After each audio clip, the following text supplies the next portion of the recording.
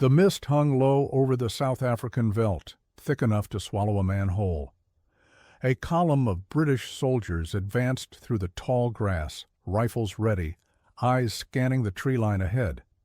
They had been warned about Boer sharpshooters, those elusive farmers who fought like phantoms and vanished before anyone could return fire. But this morning the threat seemed distant. The landscape was empty, just rocks, scrub brush, and that peculiar twisted tree stump about 300 yards out. One sergeant even joked about it, said it looked like a hunched old man keeping watch over the plains. The men laughed. Then the twisted stump moved, and in the span of a single heartbeat, the sergeant dropped. A crack echoed across the veldt half a second later. Pandemonium erupted. Soldiers dove for cover, firing wildly into the brush. But there was nothing to hit. The stump was just a stump again. They never saw the shooter. They never found a trace. 3 more men fell before the column finally retreated. That night, around the campfire, the surviving soldiers spoke in hushed tones about what they had witnessed. Some called it witchcraft. Others called it cowardice. But one young officer from the Scottish Highlands recognized exactly what had happened. He had seen men dressed like the land itself back home, hunters who could lie in the heather for hours, invisible to deer and poacher alike. He knew the word for such men, ghillies. And he understood, perhaps before anyone else in that war, that the future of combat would belong not to the loudest army, but to the one that could disappear. If you want to discover how a piece of burlap and twine changed warfare forever, make sure to subscribe to the channel and comment below where you are watching from today. Now, let us travel back to where this remarkable story truly begins. The Scottish Highlands are a place where the land itself seems alive. Rolling hills carpeted in heather, ancient forests shrouded in fog, and lochs so still they mirror the sky like polished glass. For centuries, the men who worked these lands developed an intimate relationship with their environment. Among them were the Ghillies, a Gaelic word meaning servant or lad, who served the landowners as guides, stalkers, and gamekeepers. Their job was to manage the deer populations, lead hunting parties, and above all catch poachers who threatened the estates. But poaching was not simple thievery in the Highlands. Poachers were often desperate men, skilled woodsmen themselves, who knew the terrain just as well as those who hunted them. To catch such quarry, ghillies had to become something more than human trackers. They had to become invisible. The solution emerged gradually over generations, a practical response to an impossible problem. Ghillies began weaving strips of cloth into their coats and trousers, breaking up the outline of the human form. They added local vegetation, stuffing heather and bracken into the fabric until they resembled nothing so much as a walking piece of moorland. When a ghillie lay still in this garb, even the sharpest-eyed poacher could walk within feet of him and notice nothing amiss. The deer themselves, creatures of extraordinary perception, would graze peacefully while a man in a ghillie suit observed from mere yards away. This was not deception in the theatrical sense. It was something far more profound. It was the erasure of presence itself. The suit worked because it exploited fundamental truths about how animals, including humans, perceive danger. We search for patterns, for the familiar shape of a predator, the silhouette of a man against the horizon. The ghillie suit destroyed those patterns, transforming the wearer into visual noise indistinguishable from the surrounding chaos of natural forms. For over 2 centuries, this knowledge remained contained within the Highland estates, passed down from father to son, master to apprentice. The outside world knew nothing of it. To the English lords who came north for the shooting season, the uncanny abilities of their ghillie guides seemed almost supernatural, the mark of men who had somehow learned to commune with the wild. They did not understand that they were witnessing the birth of a technology that would one day revolutionize warfare. That transformation began in 1899, when the British Empire stumbled into one of the most humiliating conflicts in its history. The Second Boer War pitted the might of the largest empire the world had ever known against a scattered population of Dutch-descended farmers in South Africa. On paper, it should have been no contest. Britain commanded professional armies, modern weapons, and the resources of a quarter of the globe. The Boers had rifles, horses, and an intimate knowledge of their homeland. It was enough. The British Army had been trained for the wars of the 19th century, for massed formations and cavalry charges, and enemies who had the decency to stand still and be shot. The Boers offered none of these courtesies. They fought as guerrillas, striking from concealment and melting away before the British could bring their superior numbers to bear. Their marksmanship was legendary, honed by lifetimes spent hunting on the veldt. A Boer commando could hit a man at ranges that seemed impossible to British soldiers accustomed to volley fire. Casualties mounted with terrifying speed. Soldiers died before they even heard the shot that ended them. The British had no answer. They could not find an enemy that refused to stand and fight. It was in this desperate hour that a young Scottish nobleman named Simon Fraser stepped forward. Fraser was the 14th Lord Lovat, heir to one of the most ancient titles in the Highlands. His family had ruled their lands for generations, and Fraser himself had grown up surrounded by the Ghillies and stalkers who managed the Lovat estates. He understood what these men could do. More importantly, he understood that their skills were exactly what the British Army needed. In late 1899, Fraser received permission to raise a new unit, a regiment of scouts recruited specifically from the Highland estates. He called them the Lovat Scouts, and he filled their ranks with the finest ghillies, gamekeepers, and stalkers he could find. These were men who had spent their lives learning to move unseen, to read terrain, to shoot with deadly precision at extreme range. They were, in essence, professional invisibles. The Lovat Scouts arrived in South Africa in March of 1900, and their impact was immediate and dramatic. Where regular British units blundered into ambushes, the Scouts moved like water through the landscape, always knowing where the enemy waited. They used their Highland garb, adapted for the African terrain with local vegetation and khaki cloth, to conduct reconnaissance that other units thought impossible. A Lovat scout could lie in the grass for an entire day, watching a Boer position, counting guns and men, and then slip away without ever being detected. They brought ponies for mobility, spyglasses for observation, and a philosophy of warfare that valued patience and cunning over brute force. Most revolutionary of all, they brought the ghillie suit. The camouflage worn by the Lovat scouts in South Africa was not yet the refined garment it would later become. It was improvised, adapted, practical, rather than systematic.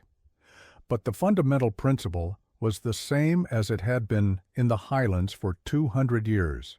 Break up the human outline, blend with the terrain, become part of the landscape rather than an intruder upon it. And it worked. The Boers, who had grown accustomed to spotting British soldiers from miles away by their red coats and rigid formations, found themselves suddenly facing enemies who could vanish in plain sight. The intelligence gathered by the Lovat scouts helped turn the tide of British operations, providing commanders with accurate information about enemy positions and movements for the first time in the war. When the Boer War ended in 1902, the surviving Lovat scouts returned to Britain as heroes. But more importantly, they returned with proof that their methods worked. The unit was disbanded briefly, then reformed the following year as two regiments, the 1st and 2nd Lovat Scouts. From these regiments, a specialized sharpshooter unit was eventually created, which would formally become the British Army's first dedicated sniper unit. The lessons of South Africa had been learned. Camouflage was no longer a curiosity or a Highland eccentricity. It was a military necessity. But the true test of these principles was still to come. In 1914, the great powers of Europe stumbled into a conflict that would make the Boer War look like a skirmish. The First World War began with cavalry charges and ended with mustard gas and machine guns. It was a war that consumed an entire generation, that turned the fields of France and Belgium into landscapes of lunar desolation. And in that apocalyptic setting, the ghillie suit and the sniping techniques it enabled would come of age. The Western Front was a world unlike anything soldiers had ever experienced. Two vast armies faced each other across a strip of churned earth rarely more than a few hundred yards wide. This was no man's land, a wasteland of shell craters, barbed wire, and unburied remains. To show your head above the parapet of your trench was to invite instant death. The Germans had understood this from the beginning. Their army had entered the war with trained snipers equipped with telescopic sights, men whose job was to make the trenches uninhabitable for the enemy. In the early months of the war, German snipers inflicted catastrophic casualties on British and French troops. One battalion lost 18 men to snipers in a single day. Officers were targeted with particular ruthlessness, their distinctive uniforms and exposed positions making them easy prey. The British, with their traditions of gentlemanly warfare, had nothing to counter this threat. Enter Major Hesketh Vernon Hesketh Pritchard. Before the war, Hesketh Pritchard had been an explorer, a big-game hunter, a cricket player, and an author of adventure stories. He was exactly the sort of larger-than-life character that the Edwardian era seemed to produce in abundance. When war broke out, he volunteered immediately, but his age and poor eyesight kept him from frontline service. Frustrated, he began studying the sniper problem on his own, using his experience as a hunter to develop countermeasures. In 1915, his work came to the attention of senior commanders, and he was appointed sniping expert to the Third Army. It was an unofficial position with no real authority, but Hesketh Pritchard threw himself into it with characteristic energy. What he found appalled him. British sniping, such as it existed, was a haphazard affair organized at the battalion level with no consistent training or equipment. Telescopic sights were rare and poorly maintained. Camouflage was virtually unknown. Against the professional German snipers, British soldiers were lambs for the slaughter. Hesketh Pritchard set about changing this with methodical determination. He scoured the army for men with shooting experience, recruited gamekeepers and hunters, and began developing systematic training programs. He experimented with telescopic sights, with camouflage techniques, with observation methods, and he drew heavily on the expertise of the Lovat Scouts, whose Highland skills proved perfectly suited to the nightmare landscape of the Western Front. This is a good moment to pause our story and remind you to subscribe if you are enjoying this journey through military history. Your support helps us continue bringing these forgotten stories to light. Now let us return to the trenches. In August of 1916, Hesketh Pritchard's efforts culminated in the establishment of the First Army School of Scouting, Observation, and Sniping.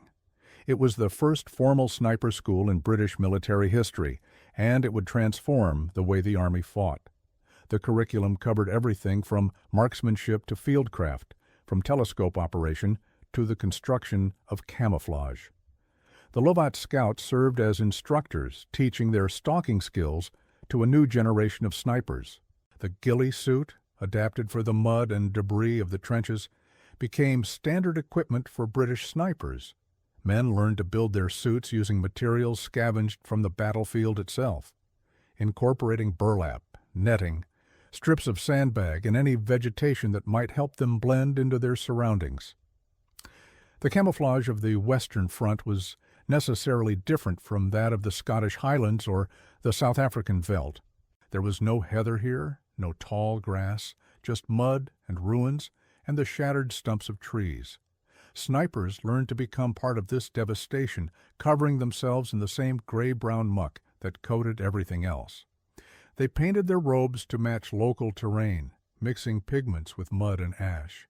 The goal was not beauty, but absolute invisibility. A good sniper in his ghillie suit could lie in a shell crater for hours, watching the enemy trenches, waiting for that single moment of carelessness that would give him a target.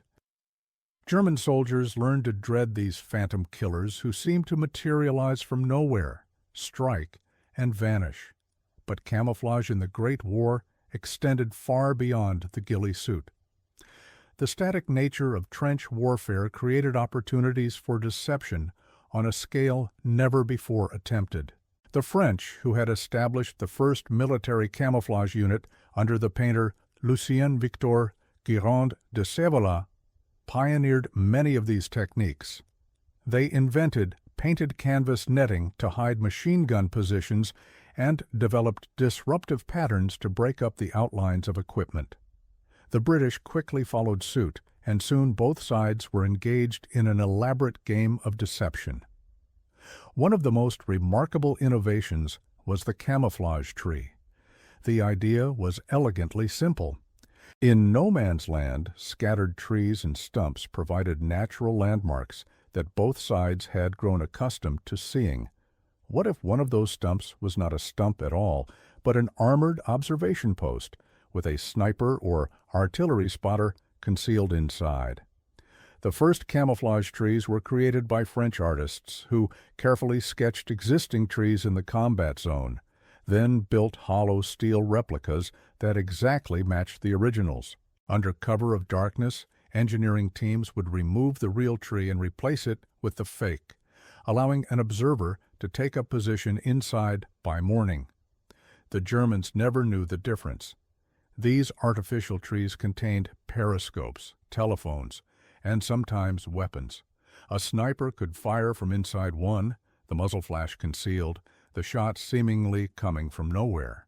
Some camouflage trees remained in position for months or even years, providing invaluable intelligence about enemy movements. The skills developed in the trenches did not vanish when the guns finally fell silent in 1918. They went home with the survivors, became part of military doctrine, spread to armies around the world. The ghillie suit and the techniques of concealment it represented had proven their worth in the most brutal testing ground imaginable. When the next Great War erupted 2 decades later, both sides would apply these lessons on an even larger scale. The Second World War saw camouflage employed in ways that would have seemed like science fiction to the soldiers of 1914. Entire divisions were concealed under netting, dummy tanks and aircraft fooled enemy reconnaissance, and elaborate deception operations hid the true locations of planned invasions. At El Alamein, the British created a phantom armored division from inflatable tanks and painted canvas, drawing German attention away from the real assault.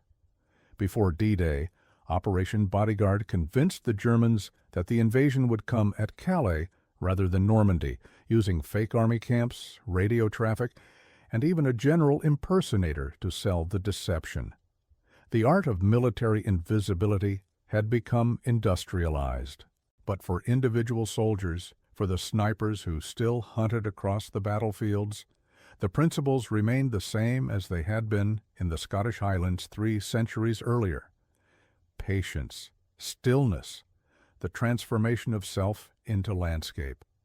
And nowhere were these principles demonstrated more dramatically than in the frozen forests of Finland during the Winter War. Simo Häyhä was born in 1905 in the small town of Rautjärvi, near the Russian border. He was a farmer's son, quiet and unassuming, the kind of man who might pass through your village without leaving any impression at all. He stood only 5 feet 3 inches tall, compact and inconspicuous. Before the war, he served his mandatory year in the Finnish military and competed in local shooting competitions where he demonstrated remarkable accuracy. But nothing in his background suggested that he would become the deadliest sniper in human history. The Winter War began in November of 1939 when the Soviet Union invaded Finland. Stalin expected a quick victory. Finland was a small nation, poorly armed, facing the largest army in the world. The Soviets sent nearly 500,000 men against a Finnish force of barely 150,000. But the Finns had advantages that numbers could not overcome. They knew their terrain. They were accustomed to the brutal cold, and they possessed men like Simo Heiha. Heiha was assigned to a unit defending the Kola sector, where Soviet forces pushed against Finnish lines with overwhelming strength. The terrain was dense forest covered in deep snow, temperatures dropping to 40 degrees below zero. In these conditions, Heiha dressed in white winter camouflage and disappeared into the landscape. He used a Finnish-produced variant of the Mosin Nagant rifle, preferring iron sights to a telescopic scope, because scopes could reflect light and fog up in extreme cold. He would select his position before dawn, pack dense mounds of snow in front of him to conceal the muzzle blast, and provide padding for his rifle, and wait. The Soviets called him Belaya Smrt, the White Death. In 100 days of combat, Heiha was credited with over 500 confirmed kills, the highest total ever recorded for a sniper in any major war. Some estimates place the actual number even higher, perhaps as many as 700. He achieved this astonishing count through absolute mastery of concealment. Heiha understood that in the snow, movement was death. The slightest shift could catch a Soviet scout's eye. A visible breath could betray your position. So Heiha learned to eliminate even these tiny tells. He kept snow in his mouth to prevent his breath from steaming in the frigid air. He controlled his body so completely that he could lie motionless for hours, becoming indistinguishable from the snowdrifts around him. The Soviets became obsessed with eliminating the White Death. They sent counter-sniper teams to hunt him. They called in artillery strikes on suspected positions. They even attempted airstrikes against areas where they believed he might be hiding. None of it worked.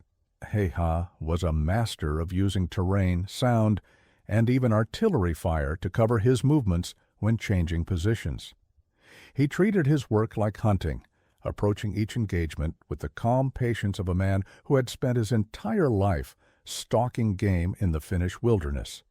When asked later about how he achieved such success, he gave a characteristically modest answer: practice. In March of 1940, a Soviet soldier finally managed to hit Heiha with an explosive bullet that struck him in the jaw. The wound was catastrophic, destroying much of his face and leaving him in a coma. He regained consciousness the very day the war ended, and would spend years recovering from his injuries. But the White Death had done his work. The Winter War ended in a Finnish victory, or at least a stalemate that preserved Finnish independence against impossible odds. Heiha had demonstrated what a single skilled sniper could accomplish through perfect camouflage and patience. At almost the same time, thousands of miles to the south, another sniper was earning his own legend in the ruins of a shattered city. Vasily Grigorievich Zaitsev was a Soviet sailor who had transferred to the infantry just before the Battle of Stalingrad. Where Heiha operated in pristine forests of snow, Zaitsev hunted through an urban hellscape of collapsed buildings, burning rubble, and constant close-quarters combat. His camouflage was different, adapted to an environment that had no parallel in nature. There was no vegetation to weave into a suit, no snow to pack around his position. Instead, Zaitsev learned to use the debris of destruction itself as concealment. Zaitsev stressed the importance of blending into surroundings, using ruins, shadows, and rubble to remain unseen. He developed innovative tactics, training other snipers in what he called the art of invisible war. Change your position after every 2 or 3 shots. Set up decoys to draw enemy fire and reveal the location of opposing snipers. Think outside the box. Improvise. He organized his trainees into groups of 6, 3 pairs of shooter and spotter covering the same zone from different directions, providing overlapping fields of fire that made it impossible for the enemy to pinpoint any single position. Zaitsev was credited with over 200 confirmed kills during the battle, including 11 enemy snipers. He learned to read what he called the handwriting of his opponents, recognizing their firing styles and camouflage methods, distinguishing the experienced from the novices. The Germans reportedly sent their finest sniper, a man sometimes identified as Major Erwin König, to eliminate Zaitsev. The duel between them became the stuff of legend, culminating in Zaitsev's victory when he identified König's position by the glint of his telescopic sight. Whether this story is entirely accurate or embellished by Soviet propaganda, the fundamental truth remains. At Stalingrad, the art of urban sniper camouflage reached new heights of sophistication, and Vasily Zaitsev was its most famous practitioner. The lessons of the Second World War spread to every military on Earth. Sniper training programs incorporated the techniques developed by Heha, Zaitsev, and countless others who had learned to disappear on the battlefield. The ghillie suit evolved, becoming more sophisticated and standardized while retaining its essential character as a garment of transformation. When American forces found themselves fighting in the jungles of Vietnam, they brought these lessons with them and created some of the most remarkable sniper operations in military history. If you are finding value in these stories of ingenuity and courage, take a moment to like this video and share it with others who appreciate military history. Now, let us venture into the humid forests of Southeast Asia.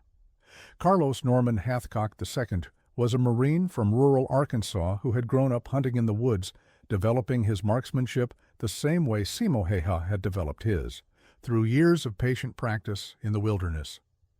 By the time he arrived in Vietnam in 1966, he had already won the Wimbledon Cup, the most prestigious long-range shooting competition in the United States. He was exactly the kind of natural marksman that the Marine Corps needed for its fledgling sniper program. Hathcock's exploits in Vietnam became legendary. He was credited with 93 confirmed kills, though the actual number was certainly much higher, perhaps several hundred, because the strict confirmation requirements meant many eliminations went unrecorded. The North Vietnamese placed a bounty on his head, recognizing him by the white feather he wore in his bush hat. They called him Long Trang, the White Feather, but among his many missions, one stands out as perhaps the most remarkable demonstration of sniper camouflage ever recorded. Hathcock volunteered for a mission to eliminate a high-ranking North Vietnamese Army general operating from a plantation deep behind enemy lines. It was essentially a one-man operation into hostile territory, a mission that most considered suicide. Hathcock took it because he believed he was the most capable of coming out alive, and he did not want any of his trainees to end up in a body bag. For this mission, he wore a ghillie suit, a garment that had evolved significantly from the burlap and heather of the Scottish Highlands, but still operated on exactly the same principles. The approach required crawling over 1,500 yards across open terrain, moving so slowly that the enemy guards who passed within feet of him never detected his presence. The stalk took 4 days and 3 nights. Hathcock moved on his side to reduce the trail he left in the vegetation, a technique he had developed himself. He lay motionless for hours when patrols passed nearby, controlling his breathing, suppressing every natural urge to move or flinch. The North Vietnamese did not expect a one-man army was coming for them. They did not know that a Marine in a suit of rags and vegetation was crawling through their own backyard. On the final morning, Hathcock reached his firing position near the plantation house. The general emerged, walking toward his vehicle, completely unaware that death was watching from the undergrowth. Hathcock held his breath, steadied his rifle, and squeezed the trigger. The shot was perfect. The general fell. No one saw the muzzle flash. No patrols came after the shooter. Hathcock extracted himself as carefully as he had entered, a ghost returning to his own lines with the mission complete. It was a triumph of patience, skill, and above all, camouflage. The ghillie suit had enabled a single man to penetrate deep into enemy territory, accomplish his objective, and escape without detection. The American experience in Vietnam saw significant development of ghillie suit technology. Early suits were crude affairs made from burlap that provided minimal coverage and often left the sniper's head and face exposed. As the war progressed, the suits became more sophisticated, incorporating better materials and construction techniques. Snipers learned to adapt their camouflage to the specific terrain they operated in, adding local vegetation, just as the Scottish ghillies had done centuries before. The fundamental insight remained the same. Humans see patterns. Break the pattern, and you become invisible. The decades following Vietnam saw continuous refinement of camouflage technology. The advent of infrared and radar detection during the Cold War required new approaches, as traditional visual camouflage offered no protection against sensors that could see beyond the visible spectrum. Materials were developed that could mask heat signatures and absorb radar waves. Pattern research became a science, with computers analyzing the visual characteristics of different environments to create optimal disruption schemes. The United States Army introduced the M81 woodland pattern in the 1970s, a design based on decades of research into how the human eye perceives shapes and colors in natural settings. But for snipers, the ghillie suit remained supreme. No printed pattern could match the three-dimensional disruption provided by strips of cloth and woven vegetation. Modern military snipers wear suits that would be immediately recognizable to a Scottish gamekeeper from 1800, though constructed from advanced synthetic materials and designed with scientific precision. The Australian Army calls their version the Yowie suit, named after a mythical creature of the bush that is said to be impossible to see. Every major military in the world trains its snipers in the construction and use of these garments. The ghost soldiers of the 21st century carry a direct inheritance from the deer stalkers of the Highland Moors. What began as a practical solution to the problem of catching poachers has become one of the most important technologies in modern warfare. The ghillie suit represents something profound about the nature of conflict. In an age of drones and satellites and precision-guided missiles, the ability of a single human to render themselves invisible remains one of the most valuable capabilities on the battlefield. A sniper in a ghillie suit can observe enemy positions for days without detection. They can eliminate high-value targets with a single shot from a distance so great that the enemy never knows where the fire came from. They can sow fear and uncertainty entirely disproportionate to their numbers. One man who cannot be seen is worth more than 100 who can. The psychological impact of the invisible warrior cannot be overstated. Throughout history, soldiers have faced countless terrors, from cavalry charges to artillery barrages to aerial bombardment. But there is something uniquely disturbing about an enemy you cannot see. The sniper in his ghillie suit exploits the deepest fears of the human mind, the ancient dread of the predator that strikes without warning from concealment. Armies have reported cases of entire units rendered combat ineffective simply from the knowledge that an unseen sniper was somewhere in their vicinity. Men refused to move, refused to expose themselves, refused to do anything that might draw the attention of the invisible hunter watching from the brush. This is the true legacy of those Scottish ghillies who first wrapped themselves in rags to catch poachers on the Highland estates. They discovered something fundamental about perception and concealment that transcends any particular time or technology. The human eye is easily fooled. Our brains are pattern recognition engines that can be defeated by breaking up expected shapes. A man who understands these principles can walk among his enemies unseen, can observe without being observed, can strike and vanish like a spirit of the land itself. The soldiers who first mocked the peculiar camouflage suits, who laughed at men dressed like walking bushes, learned their lesson on battlefields from South Africa to France to the frozen forests of Finland. The ghillie suit was not a joke. It was a revolution in warfare that continues to this day. Every sniper who settles into position somewhere in the world carries with them the techniques passed down through generations, from the Lovat scouts to Hesketh Pritchard to Carlos Hathcock and beyond. The man in the ghillie suit embodies a kind of tactical patience that runs counter to every instinct of modern combat. In an era that prizes speed and firepower and overwhelming force, the sniper waits. He watches. He becomes part of the terrain, indistinguishable from the rocks and trees and grass around him. Hours pass. Days pass. He does not move. He barely breathes.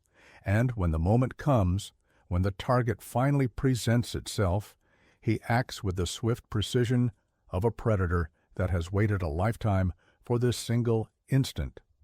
Then he is gone, vanished back into the landscape, leaving behind only confusion and fear. They mocked his camouflage ghillie suit. They laughed at the strange garment that made a man look like a pile of vegetation. They thought it was primitive, foolish, a relic of an earlier age. And then he vanished before their eyes. When the shooting started, they never saw where it came from. They never found him. They never understood, until it was too late, that the future of warfare does not always arrive in gleaming machines and advanced technology.